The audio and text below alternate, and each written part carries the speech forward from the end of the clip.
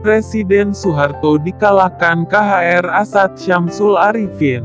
Kiai Asad Syamsul Arifin, walaupun kiai karismatik itu tak begitu dikenal publik, karena berkiprah di Situbondo dan sekitarnya. Tapi siapapun tokoh masyarakat dan politis nasional, tahu siapa dia dan kekuasaan serta pengaruh yang dimilikinya. Walau tak satu pun jabatan struktural dia pegang, tapi masyarakat sangat hormat dan setia kepadanya. Melihat kewibawaan Kiai Sepuh di desa Asem Bagus itu, Presiden Soeharto penasaran ada tokoh karismatik yang menyainginya, maka ingin bertemu dengannya. Lantas diutuslah seorang menteri agama kala itu Prof. Mukti Ali menemui di pesantrennya, untuk membujuk agar Kiai Nu itu bisa digiring ke istana, biar kelihatan di publik dialah yang ingin ketemu presiden, untuk minta sumbangan pembangunan pondok. Rekayasa Mukti Ali berhasil, Kiai Asad datang ke Jakarta sehari sebelum pertemuan dilaksanakan. Karena itu disediakan hotel mewah dengan biaya negara, tetapi Kiai tidak mau karena dia beralasan akan tidur di sanak familinya. Orang protokoler istana tidak biasa menolak kehendak sang Kiai, namun dengan pesan agar besok Kiai hadir tepat waktu jam, pukul 12 siang harus siap di Cendana. Ketika datang ke Cendana, langsung disambut oleh Soeharto. Setelah dipersilahkan duduk lalu dihidangkan berbagai makanan dan minuman. Tetapi Kiai Asad menolak semua jamuan hidangan itu, dengan mengatakan bahwa ia sedang berpuasa kebetulan saat itu pas hari Senin. Sebagai tuan rumah Soeharto agak kaget dan kecewa. Jamuan hidangan yang disediakan tidak disentuh sama sekali oleh tokoh spiritual yang diakui sebagai wali yang keramat itu. Dan Soeharto sendiri tampaknya juga ingin mendapat berkah atas kehadirannya. Pembicaraan ini dimulai tanpa diselingi dengan jamuan makan dan minum.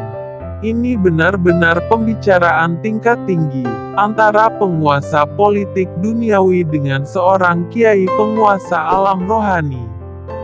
Namun demikian ia mengelak diajak Soeharto masuk ke dalam wilayah itu. Sebaliknya ia yang ingin masuk ke alam duniawi Soeharto.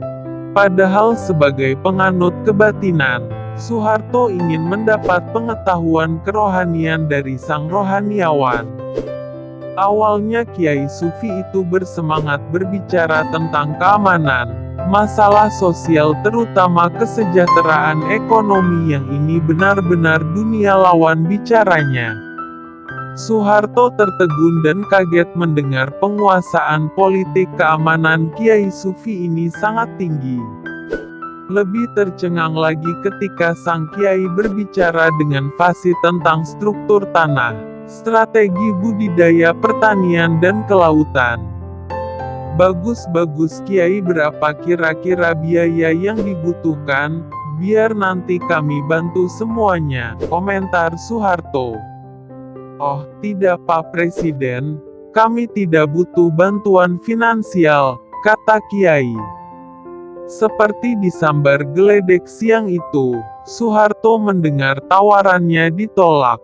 Sehingga rona wajahnya merah kusut, cermin kemarahan hatinya. Tetapi Pak Presiden, kami minta disediakan tenaga ahli pertanian dan perikanan yang paling pakar di Republik ini. Mendengar jawaban ini, amarahnya agak sedikit reda seperti baru kesiram air telaga, karena masih ada yang diminta. Sehingga Soeharto kembali bisa melanjutkan pembicaraan. Dengan tenang politisi berdarah dingin itu mengatakan, "Ya Kiai, nanti akan kami hubungi tenaga ahli untuk menangani program yang dicanangkan Kiai.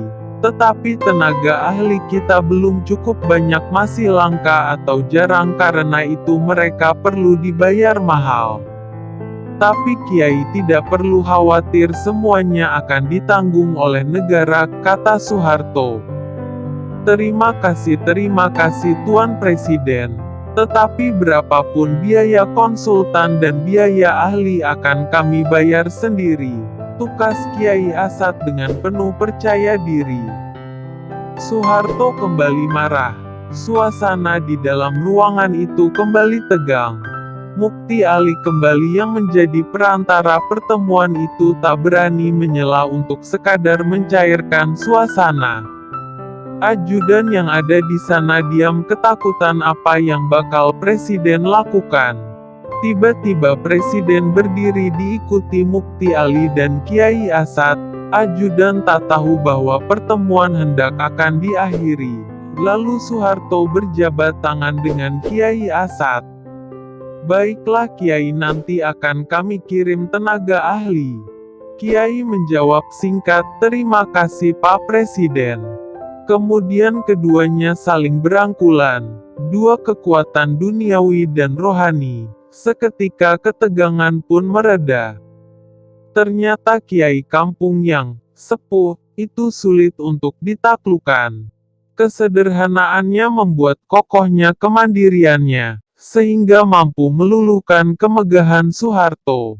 Mukti Ali berdesah, manusia luar biasa yang tidak tunduk pada kilauan harta dan kekuasaan. Dialah ulama dan kiai sesungguhnya. Karakter semacam itu yang membuat pesantren dan NU tetap tegak sepanjang zaman, meski tanpa bantuan negara.